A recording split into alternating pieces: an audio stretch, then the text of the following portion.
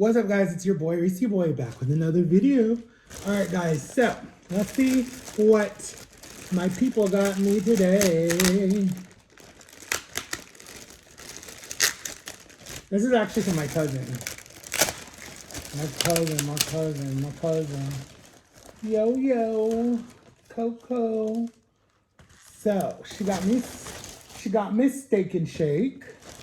Steak and bake. They put it in a nice little bag. Here's the steak and bake.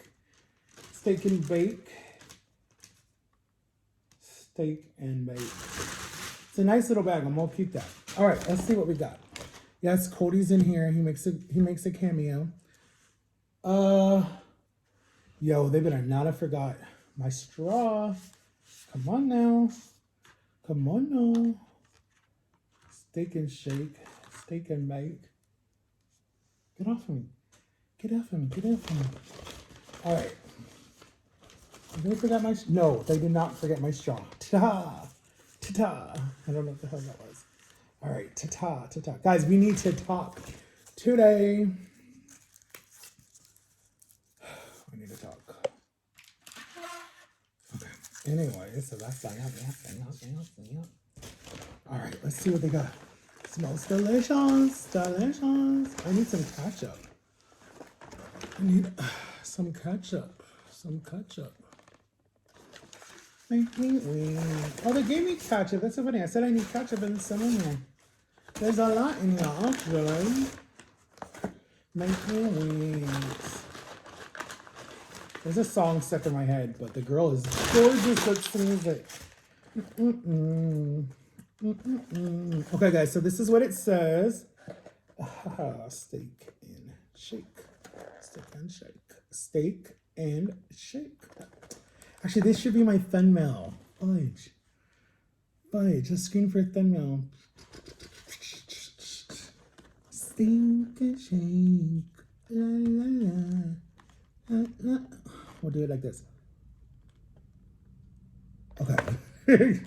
I'm gonna find that in the video. That's like 2 minutes in. Okay. That's how real professional mukbangers do it. They take the video, they take the picture from the video. Okay, let's put some ketchup down. And let's talk, guys. So, anyways. All right. We're gonna talk about something, but I'm not gonna use any names. We're just gonna talk because that's who I am, right? My channel is not to shit on people or to talk about people, but my channel is to really go in on how I'm feeling because this is my platform. I made this platform from nothing in May 14th of 2018 when my best friend, me and Darrell, were sitting here. I was watching a Sam and Kobe video because I liked them and she liked them. And she was into all that ghost stuff too with me. And I was watching them. Okay, so this is a sweet tea. Oh, taste it. Oh, fudge. My french fries, they fill. What? Oh, we can say grace. Dear God, bless this food, bless this time in Jesus' name. Amen. All right. So, I love their french fries. They're so little. Look at that.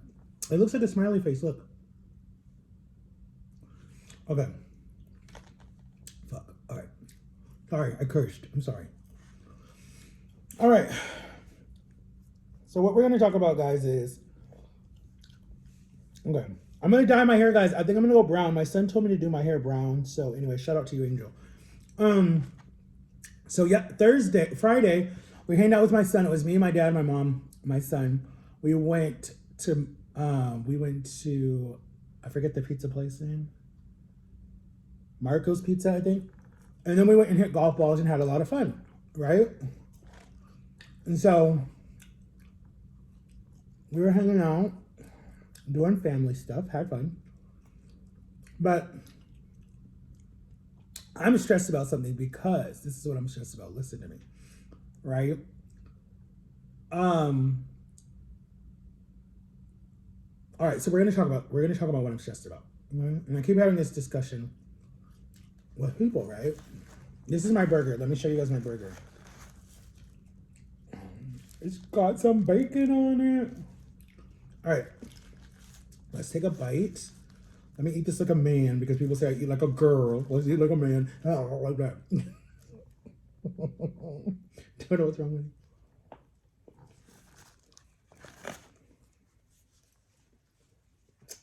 I'm not a big fan of it, actually. I don't know. But anyway, so,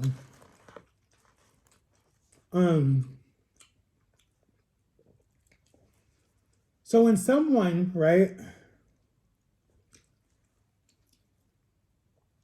when you love someone, right, and you give this person like everything, right, and this person like comes in and out of your life, right, but they're addicted to like different things, like different things. It could be alcohol, it can be drugs, it can be anything, right? But you love this person no matter what their flaws are, no matter what their problem is. You love them, you cherish them, whatever. Because somewhere in before that addiction got so heavy and so strong on them, there was a person in there that you truly loved and cared about, right? But if they're going to talk match about you behind your back all the time, right? It's because one, they hate their own life, right? They hate their life. They see that you're succeeding and they're jealous of you, or it's that they just really don't give a crap about you anymore. So if someone's going to come after you all the time in different narratives and talk crap about you, right? And it's whatever they're talking crap about you. There's a saying, your haters, right, are your number one fans because they watch everything you post. They comment on all your videos or whatever. They're your number one fan. So that's why a lot of big YouTubers, TikTokers, celebrity people, TMZ is the perfect example for someone that loves gossip. They love to talk about people, right? Sometimes they get the facts true. Harvey, he's the guy who's the head of it. He was a judge reporter first, and then he went into celebrity gossip. I would love to work for that company, even though I don't believe all the gossip. But anyway, a lot of celebrities hate him. A lot of people hated Wendy Williams because she was another gossip person that had her own TV show. A lot of people hate T-Talk. A lot of people hate all these different people that are on social media that talk about people. I'm the type of person that if I ever got to the point where I was famous, right? I was super, super big. Everybody knew who I was, whatever, right? I would like, wherever I went, people just knew who I was, right? The one thing that you could say about me, myself, who I am, right, is that fame would not change me. It just wouldn't. There are people that they let fame get to their head, right? And they think that they're untouchable. I mean, there's been so many different stories of so many different people that have let fame really with their head that they start being cuckoo, they start acting crazy, they start cussing, they start yelling, they start doing whatever. And it's mostly the young people that were in Hollywood before, right? That fall off, like the Hannah Montana, the Lizzie McGuire, all these different people that didn't really fall off, but they disappeared from the limelight, right? Everyone knows Hannah Montana was Miley Cyrus, and we know her whole Wrecking Ball era, and how she's still trying to do a comeback, really. I'm not comparing myself to that, but what I'm talking about, what I'm trying to get across to you guys today is when people talk shit about you or talk crap about you behind your back, you're still winning. It doesn't matter. And I have people that are in my life that for whatever reason is, they want to say that I'm stupid, slow, dumb, retarded, whatever it is. And they want to use that to make them look better than you. But it's like, why would you say that about someone behind their back? Say it to their face. Don't say it behind their back. And why would you go and like, I don't know. It's just, to me, how do I explain it? There's a way to explain it. It's like if you're going to talk crap about someone, say it to their face. If I don't like you and I don't mess with you and I don't talk to you, I'll say it to your face. I'm not going to string you along for 17 years and be like, you're one of my best friends, you're one of my closest friends, but behind doors I talk crap about you to people because I feel better making you seem weak because, one, I'm mad at you because you left me behind, or two, I'm jealous of whatever it is, and I really don't know what you're jealous of. I'm the type of friend that I support you no matter what. Like if I see potential in you, like okay, I'll use a good example. My best friend, right, for the long time was Simone Gordon. Shout out to you, Simone, wherever you are, right? She's in LA now, right? She's doing what she do. But story time, guys. This will be a little long video. Me and Simone became best friends when it was my sophomore year of high school, and it was her sophomore year. No, it was it was my senior year, her junior year, right? Simone and me became best friends literally in like a few minutes. Like I remember I was in the guidance office, was my best friend Kevin, or one of my friends Kevin, and we were both seeing our guidance counselor, and it was like the last period of the day. We both had PE together. And she walked in wearing these high brown boots and like this fur jacket, and was like standing there with like this really short hair. And I'm like, who the hell does this person look like she stepped out of like a Hollywood movie, and you come to Florida where it's hot as hell? And she was there with her mom. It was her first day of school, so she was meeting like her guidance counselor. And we just looked at each other and nodded like that. And then at this time, I started putting on a little bit of weight, but not so much weight. So I already was being like made fun of and stuff. But like I was still like really, really cool in the school, but I was just starting to be made fun of because people were being assholes. So anyways, I was there with my friend Kevin. We were hanging out. We were laughing. We were basically skipping the period of the day because like our coaches just really didn't care. If we dressed out, we were getting an A. It didn't matter. So we would always skip and then go to the bus and get on the bus early before all the other kids came because there would be never a seat. My bus driver loved me, so she would just like open the bus and let me sit on there. She didn't care because she knew that she could respect me. So she'd go ahead, Matt, go on. You know, so I would go on. So we became like super close. And so anyways, I saw Simone that day. Was like, whatever, I'll probably never see her again. You know, because there was thousands of kids in my school. So I ended up getting on my bus that day, got on at like 2:05, school didn't get out until like 2:30. Got on, sat there, was on my phone, listening to music, whatever. All the kids come on, like all the cool kids sit way in the back of the bus. You know, they're like, what's up, Biggie? What? Because my nickname was Biggie in school. So I was like, what's up, Biggie? How was your day? Da-da-da. And then it's early day, so it's Wednesday, right? So actually we got out at 1:30. So anyways, I'm sitting down. My best friend at the time, Lolly, she comes on the bus. She sits right behind me. Her brother was on our bus too. He never talked to anyone. He was always quiet. And then some other kids that I was friends with before, you know. So then she walks on the bus and she hands her pass to the teacher. And she's like, I'm new. I'll be riding your bus. And me being goofy as I was like, hi. Like just being goofy. And she sat right next to me. And we just start talking the whole time and like laughing and whatever. And like, we just connected. And then like we got off the bus and then we walked home. And she's like, hey, come to my house. I was like, okay, cool. So I go to her house. She makes me, the first time I ever had this, eggs and hot dogs before. Never had it before like this. Eggs, hot dog, and white rice. That's what she made me. So she made me that. And we sat down and we just watched we watched BET because that was what was popping at the time. And then we just connected. We became like really, really, really good best friends. Like just that first day. And that went on my whole senior year into my whole junior year into my senior year. And then she like became a part of the family. Everybody knew who she was.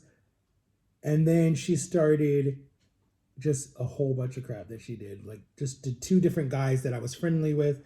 And I was like always put in the middle. And it was just like a whole lot of crap. But the whole time that we were friends, right? And I started getting bigger and bigger and bigger and bigger, right? Not like super, super big. I was probably like this size, but a lot smaller. Because when I graduated high school, I was weighing probably like 220, 230 when I graduated high school. Because I was still buff because I did a lot of different sports and activities and all that other stuff. And I worked at a farm, so I was like doing a lot of crap. She never once talked shit about me. Never. Never, never, never, never, never. We were so close. We called each other Boo Boo. We called each other all these different nicknames for each other. She was gonna be a humongous singer. I was gonna go with her, travel the world with her, be her photographer, be her best friend. Like there was so much stuff.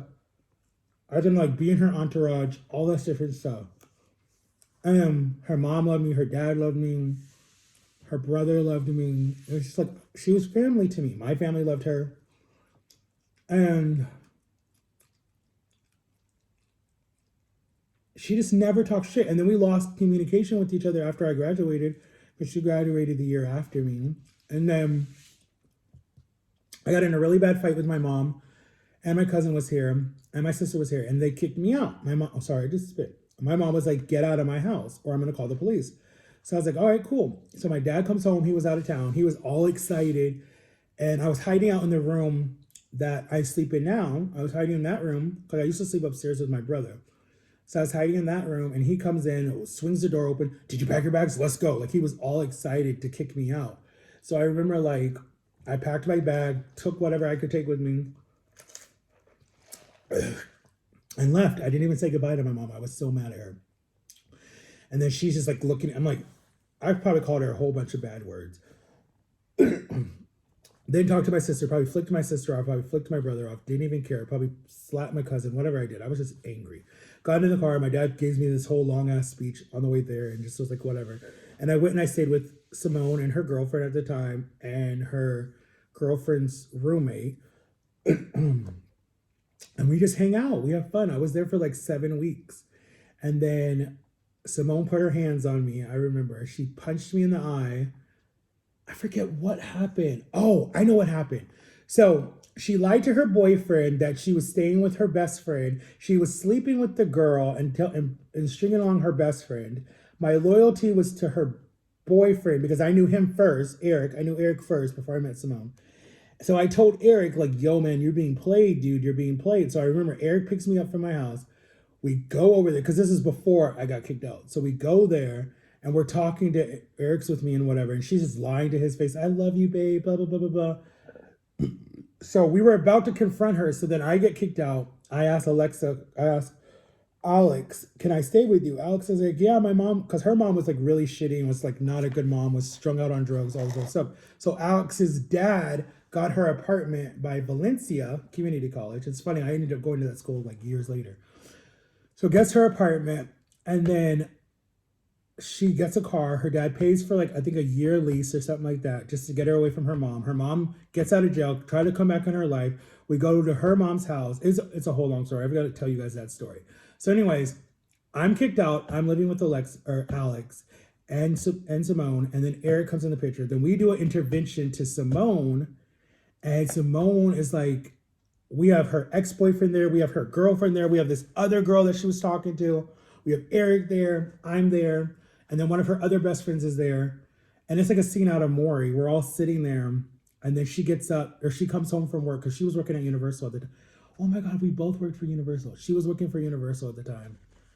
And then she comes in, and she's like, Matt, what the hell is this? Because when she got mad at me, she would use my real name because she used to call me just Biggie or Boo Boo or whatever it was. So she was like, what the hell is this? And I was like, hey, sit down. We just want to talk to you. We just want to know what's going on. You're putting me in the middle of this and I don't want to lie. And she's like, this is so bleeping, up. And then she got up, slapped me in the eye. Somehow her fingernail, because she wore long fingernails, scratched my cornea, like something in my eye. And then she left the apartment. And then Eric like runs after her. Eric's like really angry. And he wanted to be a professional boxer. So he's like, he doesn't want to put his hands on anyone. Her girlfriend, Alex, was like crying and was like so emotional and was angry and was like, this is fucked up. Oh, I can't curse. She was like, this is bleep bleep. And she was just like, well, thanks, Big, for telling me, blah, blah, blah, blah, blah. Like, I got your back. And then after she did that, my eyes swole so big. And then Alex's, whatever it was, I don't know if it was her gay friend or something, whatever his name was like, I forget what is it, for something with an F. I don't remember. But he was like mad cool. He was living with her. So he was like, yo, man, you're like, I didn't even know that I was like bleeding or anything because I was just, my chest hurt so bad because I was like, she knows what I went through in my life. And she has the audacity to put her hands on me, even though she's been abused too. Like, I wasn't crying. I was just shocked. I was so shocked that she put her hands on me. So then, I don't know what his name was. It was something with the F. It wasn't Frank. It was something. I don't remember, but he was such a nice guy. But he was gay, but he was super nice. I remember he was like, bro, you're bleeding. And I'm like, from where? I'm like looking around or whatever. And then I just felt like so much pain, like right here, like right at the top of my temple and like down here. And I couldn't really see good out of my eye. But everything just like happened so fast. And then he's like, dude, she cut you. And then he's like, come here. So we go to the bathroom. Literally, I'm like bleeding. You could see the scar like under my eye if you see me closely. So I'm literally like bleeding. Alex is like, yo, let's go to, it might be Alexa. It might be Alexa, not Alex. It might be Alexa. I know it's something close. So she's like, yo, let's take you to the ER. I'm like, nah, man. Like, what am I going to say if the police ask, like, what happened? They're like, well, press charges. Who cares? So we get to the hospital. They're like, yo, you're going to need stitches. And I was like, all right, cool. And they're like, my eyes like swollen shut. Like, it looks really bad. So they're like, you're gonna need stitches, and we need some family member to sign off because I think I was like 17 when I got kicked out, so I wasn't legally an adult yet. And I was like, I don't have anyone. I'm like, I've been kicked out of my parents' house. I have like nobody. Like I was living with my best friend. So they're like, do you have an auntie that could sign? Somebody. And in my mind, I'm thinking like my whole family's against me because I'm feeling like my mom turned everyone against me. So I tried to call my sister that didn't live here to sign for me. She didn't really want to because she didn't know what it was for. So she ends up calling my mom. My mom calls me. My mom is like, Matthew, what happened? Blah, blah, blah. I tell her this story. She's like, she put her hands on you. You need to have her arrested. I was like, her dad told me the same thing because her dad by this time came to the hospital to see what was happening because we were supposed to meet up with him that night. So he came to the hospital and he was like, Matt, you need to press charges. The police are right here if you want to press charges. I was like, in my head, I'm like, no, I don't want to press charges. Like, I don't. He's like, Matt, she basically beat you up and you're being too soft and you're being too nice to press charges against her. I'm like, if it was reversed, I don't want her to do that to me. And I'm like, and I know she would never do that to me. So I didn't press charges. They did stitches. My mom was like, your dad is going to come get you tomorrow or this weekend. Cause this was like on a Wednesday, right? Cause like your dad's going to come get you on Friday. You're moving back home. And I'm like, I don't want to come back home. Like, I feel free. I'm happy, finally. And she's like, no, you're not going to be out there in the streets. You can't even handle it. And I'm like, I wasn't in the streets. I was in an apartment in a nice neighborhood. And my best friend did this to me. So it's not like I got in an actual gang fight or something, you know? She's like, no, you're coming back home. I'm like, what? She's like, I just wanted you to learn your lesson. That's it. I didn't say that you had to be gone forever. Mind games. That's what that was, a mind game. So then that weekend, we come back to Alexis's house, or back to her apartment. Simone is there. Simone is about to take her to go see Usher. So she sings that song by Usher and Nicki Minaj. And she was going to see Usher that weekend. And she was like, well, you're leaving. I would have got a ticket for you, but you're leaving. Erica's like, yo, bump her. You don't need her in your life. I'm done with her. I've cut her off completely. He's like, yo, I'm going to be a big NFL player, whatever he was going to do, big fighter. And he's like, yo, I'm going to need you as my bodyguard. I'm going to need you to be like my public, whatever he wanted me to do. To this day, I don't even know where the hell Eric is. So I don't even know if he made it or he got back into selling drugs. I don't know. But I just remember, how did we even get on this story? Oh yeah, I just know that there was loyalty still there when I'm holding an ice pack to my eye. Could have went blind, literally, because of a stupid fingernail, and how I have loyalty to someone that, one, disrespected me, two, put me in this situation, three, didn't even freaking come to the hospital to see if I was okay. And then the last time I see you for the rest of my life, actually, you're telling me, well, I would have got you tickets to Usher, but you're leaving. Like, who does that? Cut to like 10 years later, she comes back to Orlando to go see her sister that still lived in my neighborhood and just stops by one day to see me. And she's just like, gives me like a big hug, hugs my mom, hugs my dad, hugs my, oh my God, my son's favorite car just drove by my house. Hugs my brother because he was still here. And I think she even hugged my grandparents. And then me and her go talk like nothing ever happened. And I'm like, this bleep just put her hands on me. And I'm still talking to her 10 years later. But with all that said, guys, with all that being said, and I've been to jail for someone that said that they were my true best friend, who to this day I still follow on Instagram right now, who has her own son, and who had a really troubled upbringing. Her father was murdered. I mean, like, there's a lot of stuff, but I'm loyal to a T, like 100%. Like, it don't matter if someone beats me, hurts me, stabs me, shoots me, whatever they do. I'm still going to be loyal because it's like in my head, I look at how would I want to be treated if I did that, if I ever crossed the line in any kind of way. Excuse me. But I remember my teacher always said, he was like, no, it's that you have a good heart. And there's going to be shitty people in this world that are going to take advantage of that and use you because they know how kind and sweet you are. It doesn't make you retarded. It doesn't make you stupid. It doesn't make you gay. It doesn't make you slow.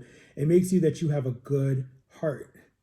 And if people can't see that, then they need to be out of your life. And I'm literally 34 years old and I'm realizing that. Then I'm done being used by people. Like, I just don't care anymore. Like, yes, I might push you away. Yes, I might pull you in and then spit you out. But it's like, I don't try to do that. It's just that it's hard in my life to trust people because so many people have done that to me. People have hurt me. They've abused me. I had a best friend that literally put his hands on me every single time he saw me. Anytime he got angry. I don't stand for someone. I literally don't stand for someone putting their hands on me in any type of form of abuse. I don't stand for someone yelling at me and calling me every name in the book.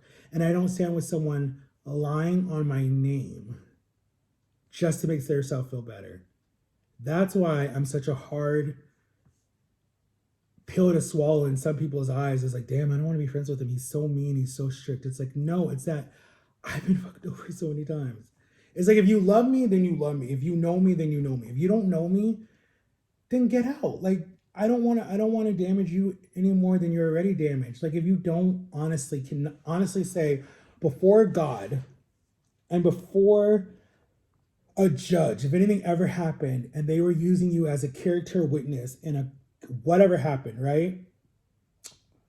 And you had to come and testify on my behalf before God and before a judge, could you sit up there on the oath and take the oath, right? And you're sworn in and you have to tell the whole truth, nothing but the truth to help you, God. And I hate that I even know that still.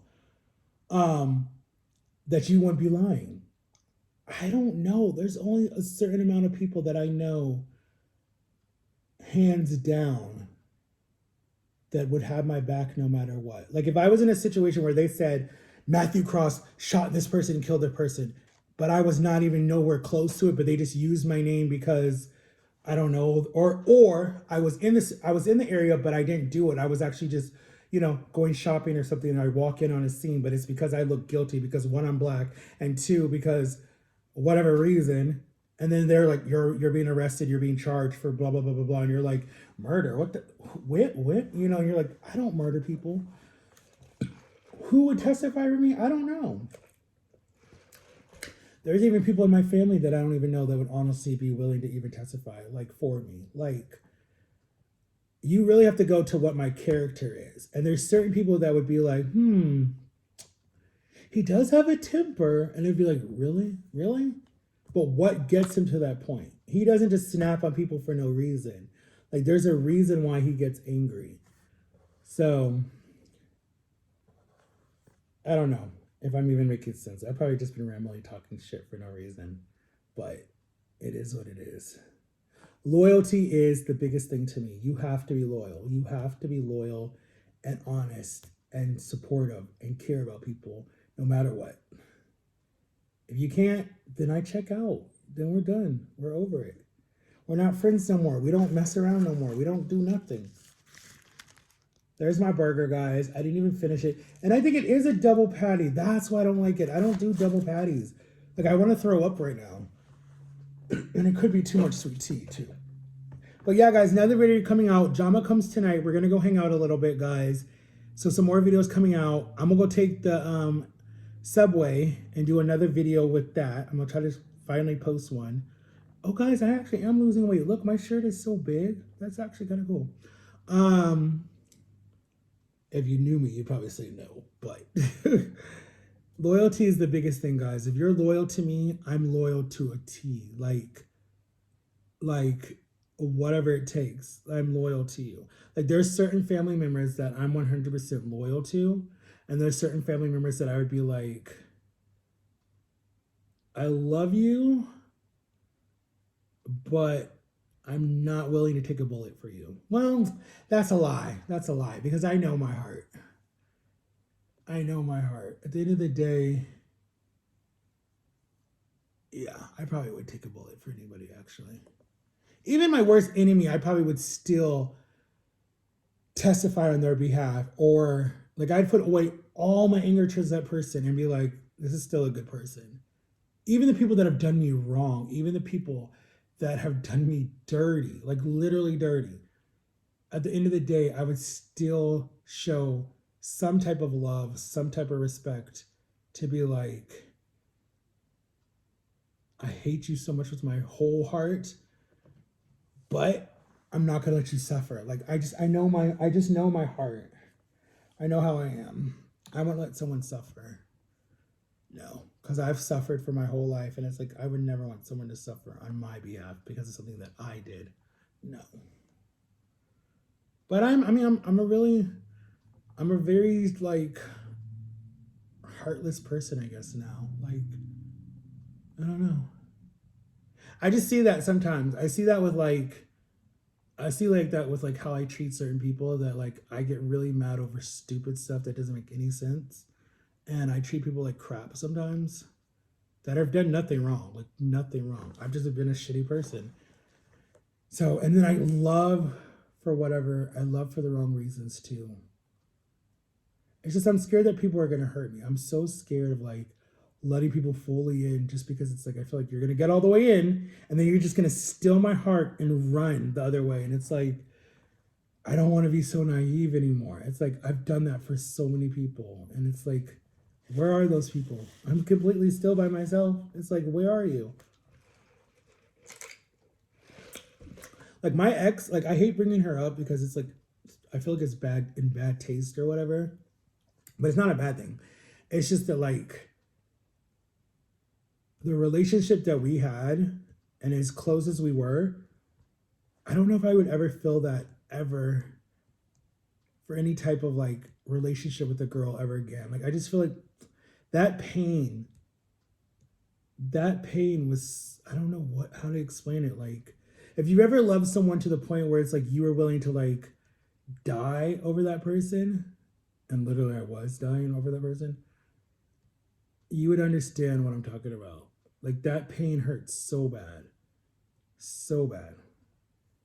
Like I would never wish that on my worst enemy. Like that pain, I swear I would never want to feel like that again. But I've done that in certain relationships already where it's just like, you go crazy. You literally go crazy when you love someone so much. Like you literally go crazy. Like you're just like, dude, what am I doing? And like, I don't know. It's weird. But that love that I had with her, I'm not ever gonna have that again. Like I already know that. Like that's done. That's done. I knew as soon as I finally broke it off with her, like officially was like done, like there's no hope here anymore.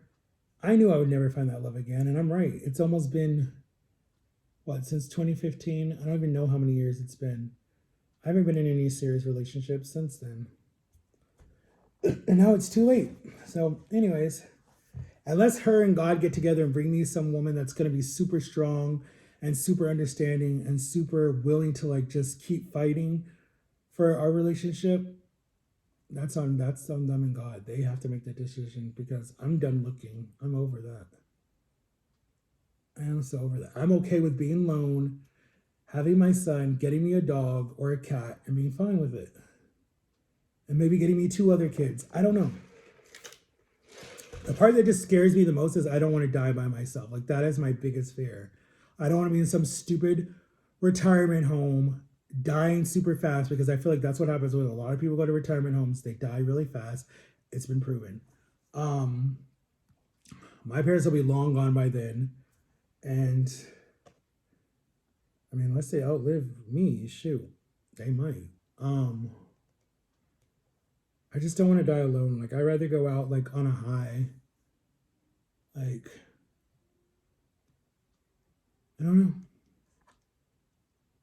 There are moments when I just wish I wasn't here, but then there's moments where I'm like, I'm happy to be here. I'm happy that it came full circle.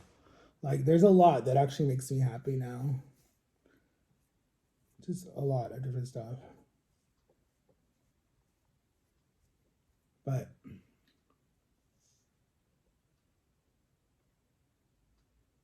I gotta stop. I gotta stop holding on to the past, and I need to stop holding my anger towards other people and attacking people that did nothing wrong, with just saying like good morning or how are you or something like that. And I need to start fighting for the relationships that I actually want to keep, and stop pushing people away. I have to do that. That's something that I need to hold myself accountable to do. Like, stop pushing people away. And I need to start seeking more counseling. And I have a session today, so that's good.